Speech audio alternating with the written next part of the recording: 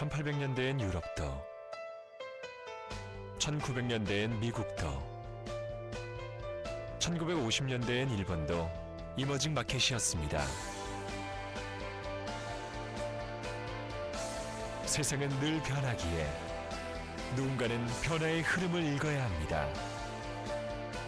큰 흐름을 읽는 힘, 미래에셋.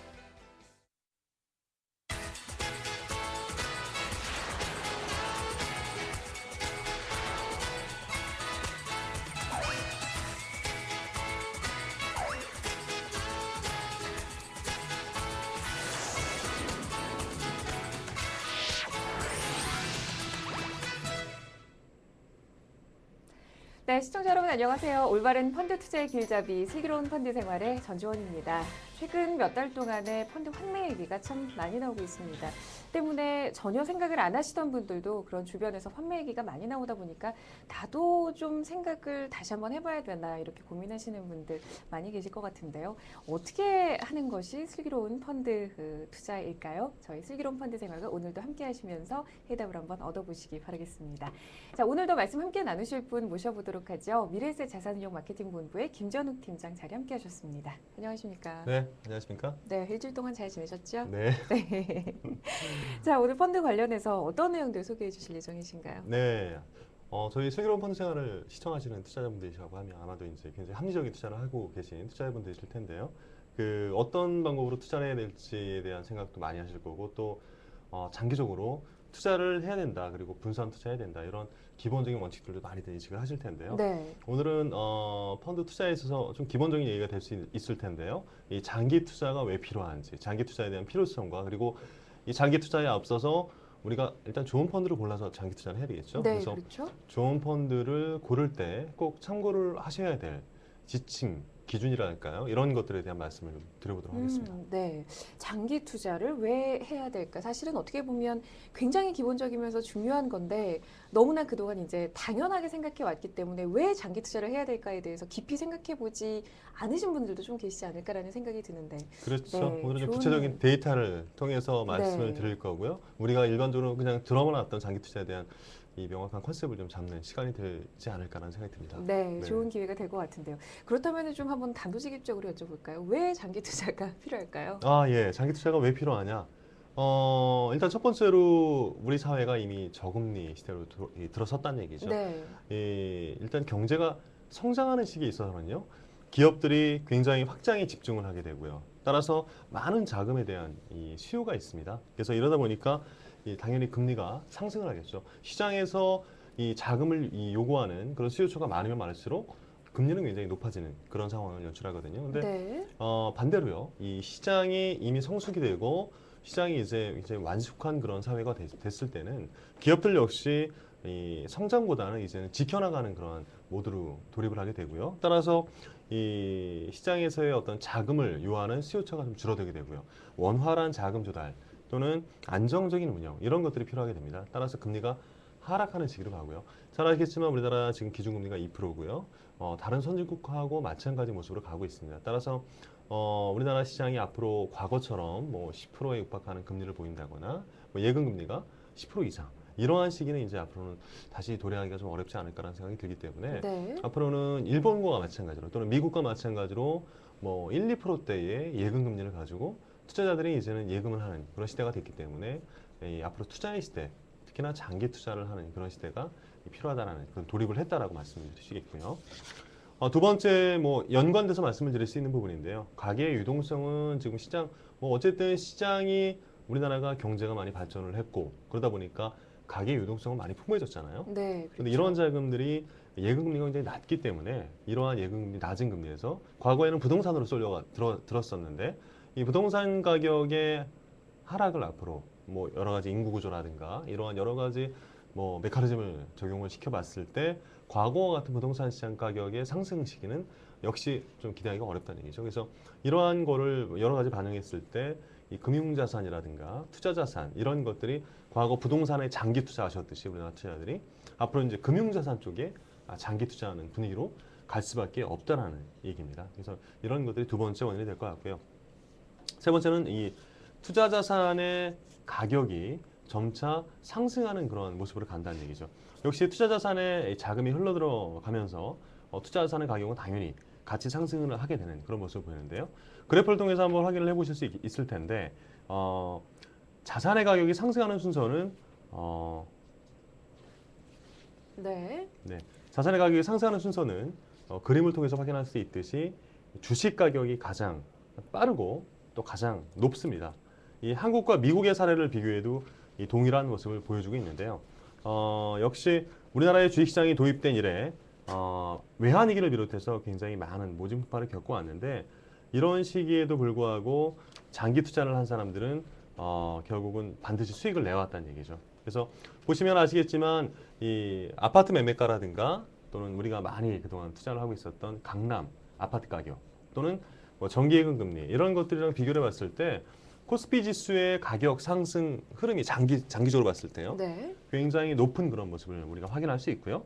한국뿐만 아니라 미국의 경우를 보셔도 마찬가지입니다. 그래서 장기로 투자를 했을 때 부동산 가격과 그 다음에 뭐 국채 투자하는 가격의 흐름과 그리고 S&P 500 지수의 주식 가격의 상승 흐름을 보면 단연 주식 가격에 장기 투자했을 때의 수익률이 단연 앞서는 그런 모습을 볼 수 있습니다. 따라서 우리가 투자를 하실 때 이 펀드에 주식형 펀드 투자를 많이 하실 거고 또 다양한 형태의 펀드 투자하실 텐데 역시 주식을 담아가는 주식형 펀드에 대해서 장기 투자를 했을 때 이 장기 투자에 따른 이 수익률이라든가 가격 상승의 흐름이 가장 양호한 그런 모습을 보일 수 있겠구나라는 우리가 생각을 해볼 수 있는 부분이죠. 네, 지금 이제 여러 가지 표를 보여주셨는데 단순하게 우리나라의 코스피 지수의 어떤 수익률 추이라든가 이런 표도 좀 있을까요? 네, 뭐 예를 들어서 우리나라 코스피가 시작했던 1980년에 우리나라 코스피에 투자를 네. 했다라고 치면 이제 뭐 한 30년 정도 시기가 지났지 않습니까? 네, 근데 그렇죠. 단순하게 시장의 수익률만 따져봤어도 지금 현재 16배가 돼 있는 그런 상황이죠. 그러니까 뭐 30년 동안 16배 그 사이에 주식시장은 굉장히 뭐 여러 차례 부침은 있었습니다만 어쨌든 주식이라는 가격의 상승 흐름은 계속 이어져 왔다는 거고요. 여기서 저희가 중요한 교훈을 얻을 수 있는 게 미국도 마찬가지로 다우존스가 지금 12,000, 11,000 이렇게 왔다 갔다 하고 한때는 15,000까지 육박했었는데 네. 불과 15년 전인 1995년만 해도 다우존스가 5,000포인트를 기록을 했습니다. 그래서 지금 15년 만에 거의 3배까지 성장했다. 지금은 약간 주춤하고는 있습니다만 어쨌든 경제가 발전을 하고 그리고 시장이 점점 커지면 커질수록 시장에 어떤 따라서 주식시장도 역시 커진다는 얘기죠. 그래서 뭐 예를 들어서 지금 우리나라 코스피 지수가 1,700, 뭐 한때 2,100까지 갔다가 네. 1,700까지 다시 뭐 내려앉았다가 다시 이렇게 올라가는 양상을 보여주고 있는데 많은 투자자분들이 앞으로 과거에 우리가 2,100까지 찍었을 때처럼 그렇게 시장이 올라갈 수 있겠냐라는 그런 의구심을 품고 있는 투자자분들이 계실 텐데 이런 것들은 말씀드렸듯이 시장이 성장을 하고요. 그리고 경제 규모가 점점 발전을 할수록 지수대 자체도 레벨업이 계속 이어지는 거죠. 뭐 2,000이 아니라 앞으로 3,000이라든가 또는 5,000이라든가 이렇게 갈 수 있는 그런 여지가 앞으로 계속 이어진다라고 보시면 될 것 같습니다. 네, 사실 16배라고 그냥 그 추상적으로 생각하는 것보다 구체적인 금액의 16배를 곱해보면 얼마나 많이 올랐는지를 실질적으로 느낄 수 있지 뭐 않을까. 그렇죠. 이 시기에 또 드네요. 역시 복리 효과도 감안을 한다라고 치면 네, 16배가 아니라 훨씬 커져 있겠죠. 그렇죠. 투자자산은. 네. 지금 이제 표에서 그 설명을 해주셨다시피 계속해서 이제 꾸준한 전체적으로 보면은 상승 흐름을 그리고는 있는데 중간중간에 이렇게 굉장히 이제 부침이 심한 모습을 보이고 있는데요. 주식시장이라는 게 이제 원래 성격이 그 변동성이 굉장히 심하고 그러다 보니까 시장에 투자하는 펀드 자체도 굉장히 변동성이 주식형 펀드도 변동성이 클 것 같은데 어떻게 계속 장기 투자를 한 모든 펀드들이 수익을 낼 수가 있었을까요? 언뜻 궁금해지는 그렇죠. 부분이기도 한데요. 그러니까 변동성이 굉장히 큰 자산이 주식이고요. 네. 뭐 부동산이나 다른 자산, 기타 다른 자산 대비해서 변동성이 좀 크죠. 근데 이러한 부분 때문에 아마 장기 투자가 필요한 게 아닌가라는 생각이 들고요. 왜냐하면 우리가 이제 변동성이 큰 자산이기 때문에 주식이라는 게 이 마켓 타이밍을 잡아서 내가 한번 수익을 내보자라는 그런 생각을 가지고 계신 투자자분들이 계신다 하더라도 그렇게 마켓 타이밍 전략에 성공하기가 쉽지가 않다는 얘기죠. 왜냐하면 네. 그게 바로 변동성이 높은 자산 가격 때문에 그런 거고요. 실제로 주식에 직접 투자를 만약에 하는 투자자가 있다라고 하시면 이런 경우에는 변동성이 큰 자산이기 때문에요. 단기적인 대응이 필요합니다. 우리가 보통 데이 트레이딩이라고 얘기를 많이 하잖아요. 네. 왜냐하면은 우리가 이 같은 자산을 가지고요. 주식에 직접 투자하는 투자자들의 유형을 보면 내가 뭐 예를 들어서 1억이라는 자금을 가지고 있다라고 하셔도 실제로 내가 담을 수 있는 주식의 개수는 많지 않을 거란 얘기죠. 왜냐하면 우리가 아시겠지만 뭐 삼성전자라든가 또는 일부 종목들 뭐 시가총액 비중이 큰 종목들을 담는다고 쳐도 한 종목당 뭐 적게는 뭐 몇십만 원에서 그 정도 되지 않습니까? 네. 그러다 보니까 내가 같은 돈을 가지고 투자할 수 있는 그런 자산 자체가 줄기 때문에 이러한 적은 자산에 투자할 때는 굉장히 단기적인 내용이 필요하고 데이 트레이딩이 필요한 거죠. 하지만 펀드는 좀 많이 틀립니다. 우리가 같은 자산을 가지고 있을 때 펀드에 투자를 한다고 하면은 한 펀드에 보통 담아가는 주식이 60에서 70개 정도 되거든요. 국내 주식형 펀드나 또는 해외 주식형 펀드 마찬가지인데 뭐 이러한 내가 같은 돈을 가지고 적어도 한 두세 개 펀드에만 분산 투자를 하신다 해도 적어도 시장에서 나와 있는 종목 중에서 150개에서 뭐 200개 정도 하신다 해도 적어도 시장에서 나와 있는 종목 중에서 150개에서 뭐 200개 정도 종목을 담아가는 거죠. 단순하게 계산해도. 네. 그래서 이렇게 여러 가지 종목을 담아가는 게 펀드이기 때문에 역시 장기 투자 컨셉에 맞는다는 얘기죠. 그만큼 변동성을 희석을 시켜줄 수 있는 그러한 가능성이 높다라는 얘기죠. 그래서 이 펀드 같은 경우는 역시 그래서 장기 투자를 하셔야 된다는 얘기가 될 것 같고요. 역시 이 그래프를 통해서 한번 확인해 보시면요.